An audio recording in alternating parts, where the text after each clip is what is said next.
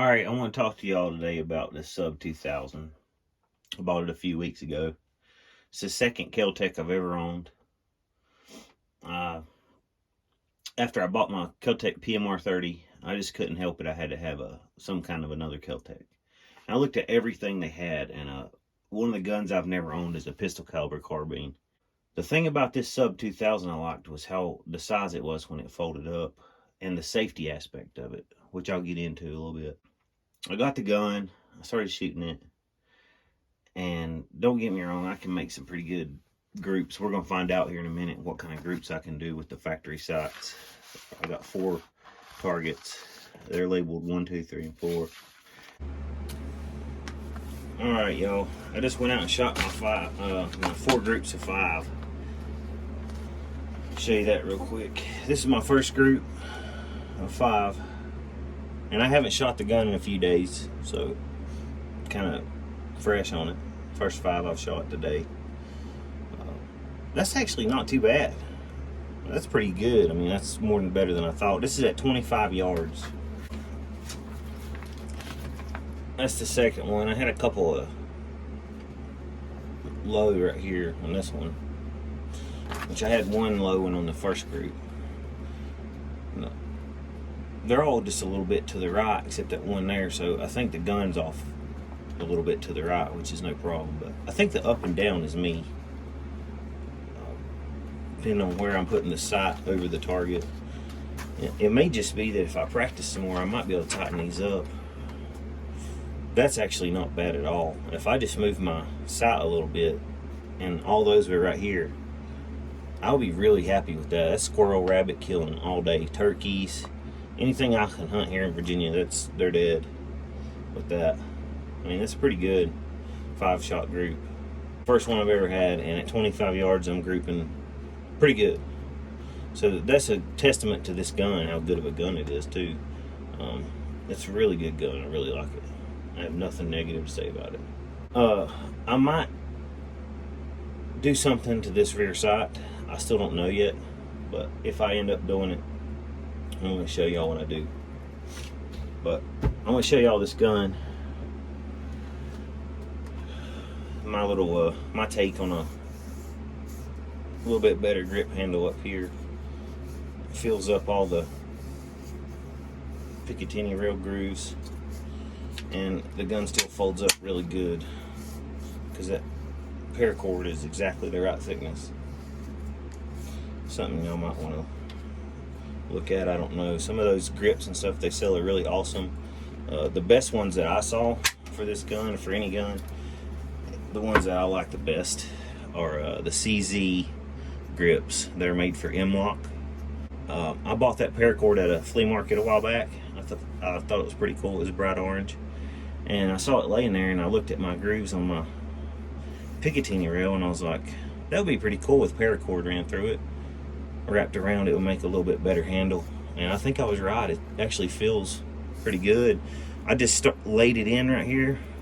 When I got right here, I started wrapped it around all the way to this end. When I came around right here, I threaded it back through this hole till it was the same, till it came up against the end of the start, and then I pulled it up through there and melted it and shoved it back down in there and glued it to the end of the start that I started with. Just back from a distance, it looks like one piece of rope. It's never been cut. Something you might want to think about if you like it. Some people may hate it, some people may like it. It doesn't matter to me. Opinions are opinions. But I like it. I'm never going to put a sight on it or anything. I just really like the simplicity of this thing. I like how it folds up. I like how safe. That's another thing I was going to tell y'all about. The safety of this gun is epic. There's no way that this gun can hurt you in that configuration unless you drop it on your toe or, you know, something like that. Even if the bullet was in there in the chamber, it couldn't go off. I really like the safety aspect of this firearm. The way I handle this firearm is I usually leave the safety off. I never put the safety on. I'm not telling y'all what to do. This is what I do. I'm not giving you advice. I'm telling you how I run it. I leave the safety off. I make sure that it's folded. When it's folded, there's no way a round can enter the chamber, possibly. I unfold the gun from its folded configuration. I slide the mag in, I aim it at the target I'm trying to shoot at. Most of the time it's paper or a metal target that I'm making ding. Then I slide a bullet in the chamber with the bolt. I empty that magazine. Then I immediately, while I'm still aimed in the direction of the target, I fold the gun back up. Because in its folded configuration, it's safe. So to me, this is the safest firearm you can get. There's no way it can hurt anybody folded. As long as you unfold it, shoot it, and fold it right back up, there's no safer firearm, in my opinion. That's my opinion. Just like I said, I'm not telling anybody what to do. It's not advice, it's an opinion. But I really like it. I think anybody that wants to buy a really nice pistol caliber carbine that shoots really good right out of the box should definitely consider this gun. I got this one at a gun store. It was $5.39, and I paid $5.19 because they gave me $20 off cash for using cash. Alright, I want to show y'all what I was thinking about doing to my rear sight. Like I said, I'm just thinking about it. I hadn't started on it yet. I may start on it here in a minute. Hadn't decided. But let me show you the rear sight first real quick. That's the rear sight. That's what it looks like. But I like conventional rifle sights, like the old Remingtons have, like a Remington. Actually, I have a good example. Alright, this set of sights right here is on a Remington 870 rifled slug barrel shotgun. I really like these sights. That white arrow right there makes it really easy to pick up the rear sight fast and where you need to have the front sight at. And then I painted my front sight on this one orange. That's how I like it. That's the best sight I've ever had on a rifled. Well, this is a shotgun, but it's got a rifled slug barrel, so it's got rifle sights. Those are my favorite rifle sights I've ever had. So I really like those. My plan is to find the halfway point of this hole. Alright, so if that's the center, so it's this line right here. From the center of the hole up to there, and cut this side off.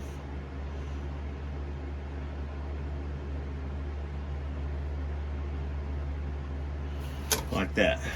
So this part will be gone. So that's going to leave me with the sight post, kind of like the rifle is, with a little U in it. Right? So then the second thing I was planning on doing is I was going to cut out some kind of a little piece of a triangle. I don't know, out of metal, plastic, something. Into that sight. Okay, just like that. So now, instead of the rear sight just being a circle peak that you have to center that in, now you're looking at the rear sight and the top part of it's gone. So this is not ever going to be in the way of what you're aiming at. But then to center your peep, the little white dot is going to be at the very tip of this arrow. That's going to keep it dead centered in the middle. And you can get your height right by putting the very tip top of that point at the very tip top of your front post. So that's my plan. We'll see what happens. But let me show you what I've done. I showed it to you before, and I showed you my plan of what I wanted it to look like. So let me show you the finished product here. And it only took me maybe about an hour to do this. So it went from having a peephole that you had to line up with the, and this phone, it's hard to get, you have to turn it sideways to get the sides lined up. I apologize for that. But now you have a little green pointer that points to the center of that hole. So you can put your front sight right in line with the very center of that hole. A lot easier, and keep them lined up. But now I'm going to go out here and shoot 4 groups of 5. I'm going to see if it tightens my groups up. The way I did it I'll show you real quick the way I did it. All right, I'm gonna show y'all how I did this. I took a zip tie, a green zip tie, and I made a point sharper than that one on the end. Down here on this thick part, I cut it into a pointed shape. Now, there's already a groove in the back side of this sight that goes, you can see the groove. It starts down here, it comes all the way up the back side of this sight to almost to the peephole. And it's almost the same width as a zip tie. So I just took my zip tie and I made a point out of it, made sure the center was pointed. Then I took a Dremel tool and I cleaned that groove out to the same width as that zip tie where it laid down in there perfect, flat.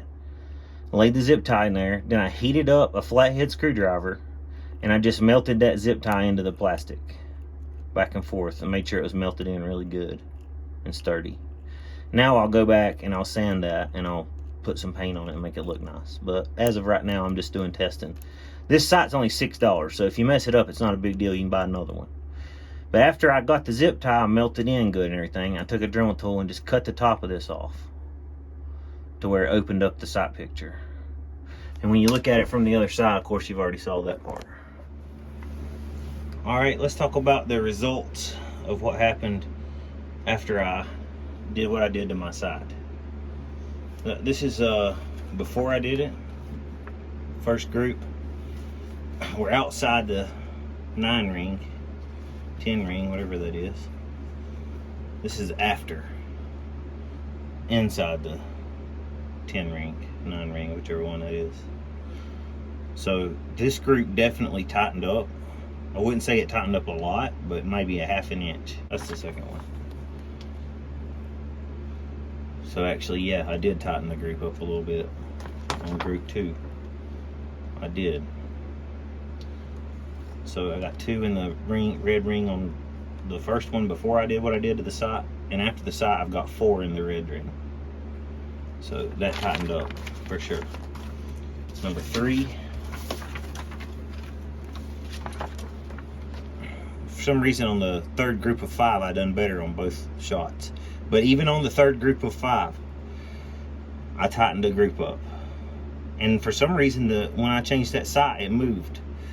I guess I moved the rear sight when I did it because a little bit, maybe a millimeter, because it actually moved the point of impact. And I'm using the same ammo. So, but that actually tightened that group up as well. Group number 3 on before I did it was here, and after I did it was here. So it did tighten up group number 3. Group number 4, same story. The group got tighter. Same range, same setup, same ammo, but I changed my rear sight like y'all saw in the video. It definitely tightened this group up, definitely.